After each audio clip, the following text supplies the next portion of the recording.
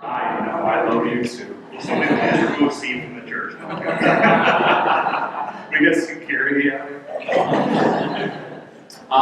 As the Holy Family made the pilgrimage from Nazareth to Bethlehem, where our Lord was born, you may have noticed that our Holy Family has made the pilgrimage from the front of the church, where it normally is every year, into the church proper. And I think Father and the committee who decorates did a lovely job of bringing Nativity into the church, and it's wonderful to have it here.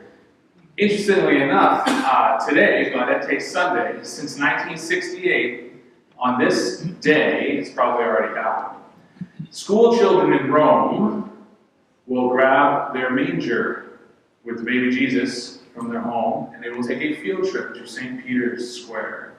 And the Pope will make an appearance, and he will give a blessing on all the school children and their little images of the baby Jesus for their nativities, which is very, very sweet. It's a very Catholic tradition, the creche, or the nativity scene, or the manger scene, as we call it. And it has its roots, it traces all the way back to St. Francis of Assisi. In 1223, St. Francis was part of something called the Counter-Reformation. There was a lot going on in the church, a lot of opulence, and some people within the church were fighting it, and St. Francis was one of them. And so, even hard to imagine, even 800 years ago, Christmas was kind of getting to be just one big soiree, and something just to get together and have a good time, and have some laughs. And St. Francis said, no, it's really about Christ. It's really about this amazing event that has happened in the history of our salvation. So what he did out in the woods, in the center of Italy, is he built himself a stable, filled it with hay, and he went and celebrated Mass out there on Christmas Day. And he brought with him an ox and a donkey. I made that suggestion to Father for our Christmas Mass, and he said no. We already have the donkey.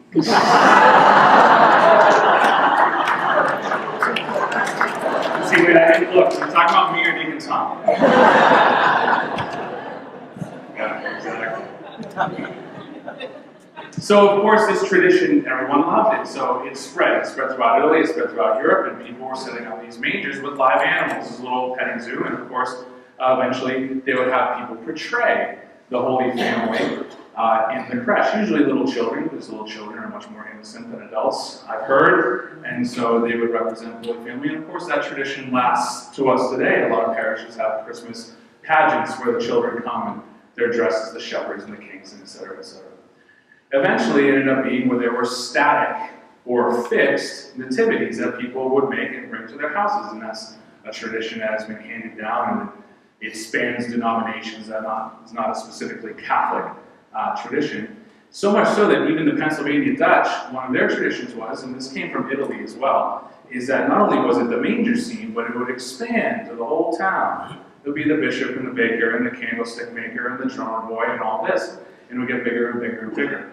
And that's really the foundation of where we get all the little light-up houses and the dioramas this time of year at Christmas, the little apartment 56 houses and stuff. That's kind of where that comes from. So, of course, we know the characters who were there in the manger. We're all very familiar. And it's kind of a mash together of the two gospel stories we have, one in Matthew and one in Luke. Luke talks about the angels and the shepherds, right? That comes from the Gospel of Luke. There's no mention of the star and no mention of the wise men. We have to go to the Gospel of Matthew, and we don't hear about shepherds or angels. We hear about the star and the wise men, and so that kind of all gets put together in our nativity scenes. But there's also some characters that are always there. And some people will point out, well, it doesn't say that they were there in Scripture. And who's that? Well, that's the cow and the donkey. There's always a cow and there's always a donkey. Now, you could say that it's implied, if our Lord was born in a manger, which is a feeding trough, that obviously there was some sort of livestock or farm animals in this stable. But it doesn't say specifically. But interestingly enough, we've been hearing from the book of Isaiah all Advent, because Isaiah has a lot of messianic prophecy talking about the birth of Christ. And in the very, very beginning of the book of Isaiah, in fact, the second line of the book of Isaiah, "Hear, O heavens, and give ear, O earth, for the Lord has spoken. Sons have I reared and brought up, but they have rebelled against me. The ox knows its owner, and the donkey its master's crib. But Israel does not know, and my people do not understand. The reason there's always a cow, and the reason there's always a donkey, is the cow is the symbol of patience. It's the symbol of the Old Testament. As the pinnacle of sacrificial offerings in the Old Testament, the cow represents Israel. Right? And the donkey, always humble, always ready to serve, represents the Gentiles. So, in the manger scene, the cow and the donkey represent that Christ didn't just come for Jew or Gentile, but the Christ event, that nativity, is for the salvation of the whole world. So everything has its little place and everything has its little meaning in the nativity.